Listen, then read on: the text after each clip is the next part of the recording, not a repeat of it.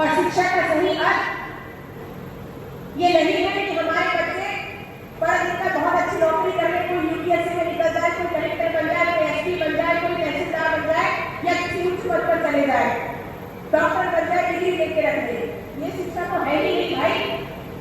ये शिक्षा तो सावित्री फुले माता सावित्री फुले ज्योतिबा फुले जी ने कभी दी ही नहीं। शिक्षा तो वो है जो सही और गलत का निर्णय लेने की क्षमता हमारे अंदर जागृत करता है, वो शिक्षा। और वो शिक्षा ये कहती है कि जिस सच्चाई को पूरा देश समझ रहा है, जिस सच्चाई को हम जानते हैं, हमारा मन जानता है, शिक्षा क्या है? शिक्षा वो है जो हमारे मन में चल रही बात को, हमारी भावनाओं को बाहर लाने की ताकत हमको देता है। और इस सच्चाई को तो हम जानते हैं कि 27% आरक्षण की लड़ाई तब तक सफल नहीं हो सकती जब तक आरक्षण की सीमा जो 50% की सीलिंग है उसको जब तक खत्म नहीं किया जाएगा, आरक्षण का लाभ नहीं मिलने वाला। सच्चाई है नहीं? चलो बताओ,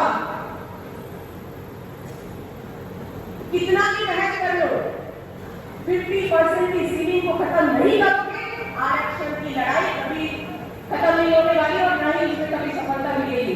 जिस दिन वो सीलिंग खत्म होगी उस दिन आपको आपका अधिकार देने से दुनिया की कोई ताकत नहीं हो सकती। और आज मैं तो जीवन जवाबदारी में लेना चाहती हूँ, वो जवाबदारी ये है कि आप पूरा देश घूमते हो, चारों तरफ समाज के लोगों को आप इकट्ठा करते हो, उनमें आप विचार ढूंढते हो।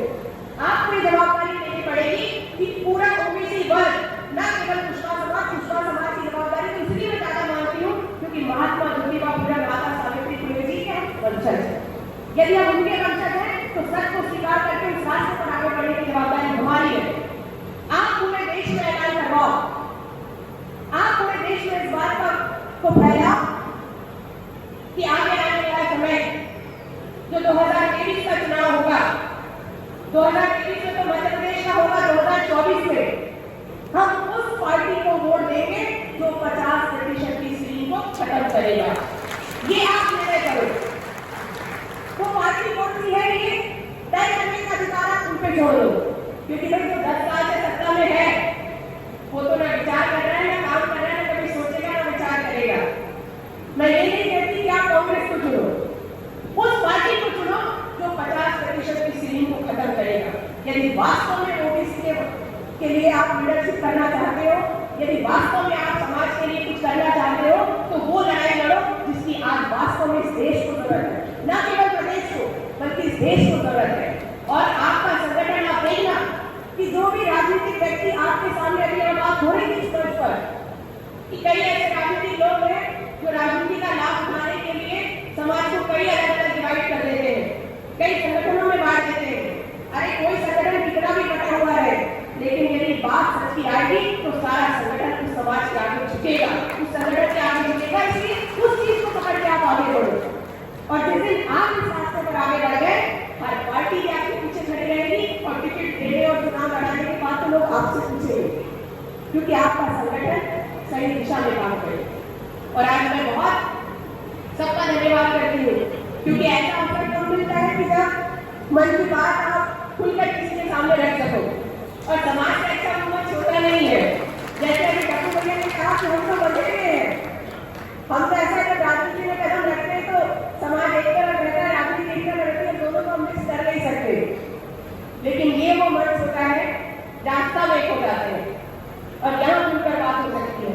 इसलिए वास्तव में यदि हम अपने आप को सम्राट अशोक का वंशज मानते हैं, यदि हम चंद्रगुप्त मौर्य अपने आप को वंशज मानते हैं, तो हमको इस बात को आगे बढ़ाना चाहिए और सच के रास्ते पर आगे निकलना चाहिए। और ये मेरा विश्वास है कि जिस दिन ये लड़ाई आपने शुरू कर दी, आज जब इस लड़ाई की शुरुआत होगी तो क्या पता जब इसका रिजल्ट आए तब तक आप और हम इस दुनिया में रहने जा रहे हैं, लेकिन वो लड़ाई सार्थक करके जाएंगे, इस बात का हम आप सबसे वादा करते हैं। इसलिए आप सबसे मैं एक ही बात कहूंगी कि हमारे समाज को सही दिशा में लेकर आगे बढ़ने की जवाबदारी हमारे पूर्वजों ने हमको सामने लाकर दी है। यदि हम सामने हैं तो हमारा कर्तव्य बनता है कि हम समाज को सही दिशा दें, सही रास्ता दिखाएं। और मुझे विश्वास है कि जिस तरीके से अभी आप लोग काम कर रहे हैं मुझे पूरा विश्वास है कि ये निर्णय एक दिन पूरे देश का निर्णय बनेगा। ये संगठन जो काम कर रहा है ये पूरे देश के हित में निर्णय करेगा। इन सब बातों के साथ आप सबने मुझे मंच पर आमंत्रित किया, बहुत शानदार, आप सब लोगों ने बहुत भावनात्मक रूप से हमारा स्वागत किया।